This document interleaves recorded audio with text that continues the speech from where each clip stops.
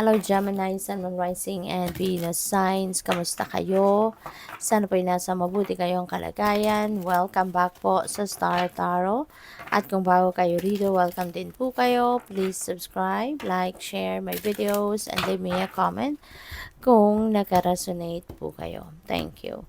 So, first message po ninyo, we have humor. Ayan, I choose to focus on the lighter side of life. Ayan, so, kasi hindi naman necessarily, diba, na porke may problema o porke merong mga obstacles na pinagdadaanan, talagang dapat malungkot kayo, dapat malugmo kayo or whatsoever, 'di ba? You also have to balance everything, 'di ba? Kailangan meron pa ring humor, kailangan matuto pa rin kayong ngumiti, 'di ba? Kasi hindi lang naman hindi ibig sabihin na kunyari may problema ang iba sa inyo, hindi ibig sabihin na pinagsakan na kayo ng mundo. Hindi ibig sabihin na that's the end of everything, hindi ba? Kaya kailangan meron pa rin kayong room, no, for uh, yung pagiging magaan ang kalooban ninyo. Kasi mas lalo kayong problema, mas lalong hindi masusolusyonan ng problema, 'di ba? But if you are going to choose to be in the to look into the lighter side of life, mas mai-inspire kang maghanap ng solusyon sa problema. At mas magiging magaan ang pakiramdam mo, mas magiging magaan ang journey mo, no? Kapag ka ganon. So, we have trust. Sabi dito, I accept that my inner voice will always guide me correctly. Ayan. So, that's really very good. Napakagandang sorry po, excuse me. Napakagandang disposition nito, 'di ba? Na magtitiwala ka sa inner voice mo, magtitiwala ka sa intuition mo, 'di ba? Kasi divine guidance 'yan sa atin eh, 'di ba? Yung intuition natin is our 24/7 reliable guide, 'di ba? Yun ang ginagamit kadalasan ng divine universe sa pagpapadala sa atin ng gabay, pagpapadala sa atin ng enlightenment, pagpapadala sa atin ng mga realizations, epiphanies, 'di ba? That's going to guide us, 'di ba? Sa pag-navigate ng buhay natin. Kaya magtiwala ka lang, all right? At siguradong mapupunta kayo sa tamang daan, sa tamang choices, sa tamang desisyon. So, we also have success. Wow. Congrats. Kasi meron tagumpay. Sabi dito, I know that there is no greater goal than to love. Wow. So, pwede. Ang tagumpay na to could be also in love and romantic relationship. Siguro, kung ano man itong pinaghirapan mo, 'di ba? Ano man itong relationship goals ninyo, maaring may katuparan na 'yan, 'di ba? Maaring maano ninyo 'yan, maaring mag-succeed kayo sa kung ano man ang goal ninyo sa relasyon na gusto ninyong makuha, gusto ninyong makamit at this time. Kaya congrats sa'yo.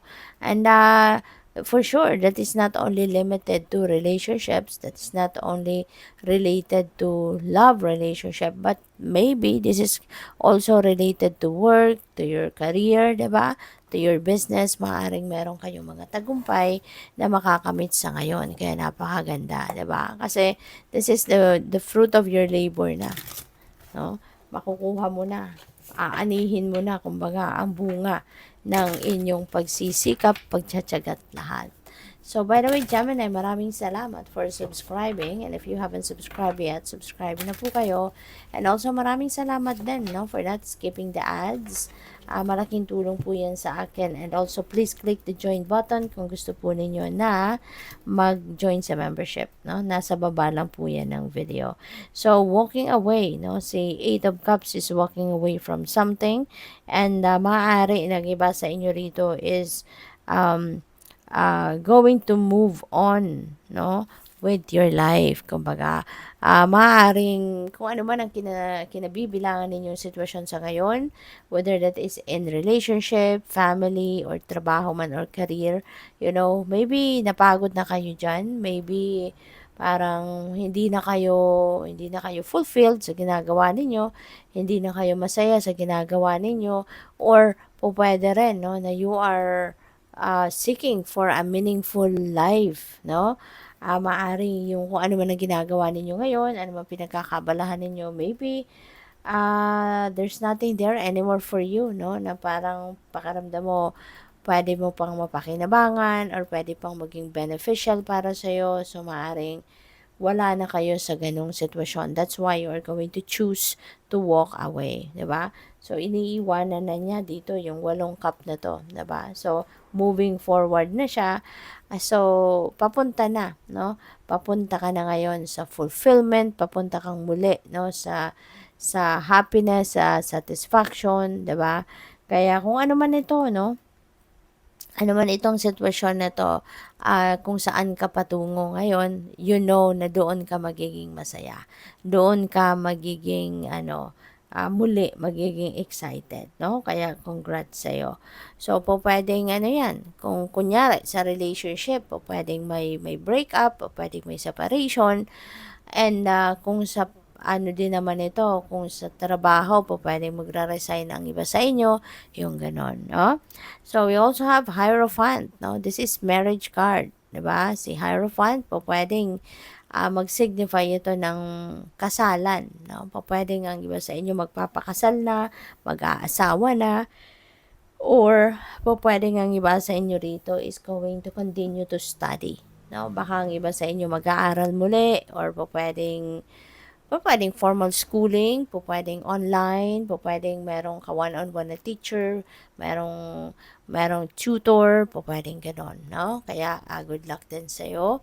7 of Swords is a liar, cheater, and stealer energy. So, pupuwede ng iba sa inyo dito, naku, baka napapaligiran kayo ng mga sinungaling na tao, mga mambubudol na tao, mga scammer, mga manloloko talaga, yung gano'n. Kaya mag-iingat kayo. Always be vigilant and anong tawag dito, pakiramdaman ninyo ng maigi, no, yung mga tao na nasa paligid ninyo. Kasi, you know, ngayon magagaling na talaga, no, high-tech na din ang mga manloloko sa ngayon, eh. Kaya kailangan na maano ka, maging vigilant, maging observant ka, at maging matalino ka talaga, 'di ba? Na wag ka agad-agad magtitiwala sa mga sinasabi ng ibang tao, lalo-lalo na kung galing ito sa taong bago mo lang kilala, 'di ba? So, never ever trust, 'no, na sa ibang tao. Wag ninyong ibibigay agad, 'no, yung 100% ninyong ano, tiwala sa lahat, okay? Kasi, hindi mo na ngayon masabi kung sino ang mapagkakatiwalaan at sino ang hindi. But since you have that energy, so most likely meron diyan sa paligid ninyo ang puwedeng manloko sa'yo, puwedeng puwedeng maging dishonest sa'yo, puwedeng alam mo 'yun, yung mga swindlers, 'no, pupuwedeng may mga ganyan, kaya ingat kayo. So, good luck. Thank you for watching. Love and light. Namaste.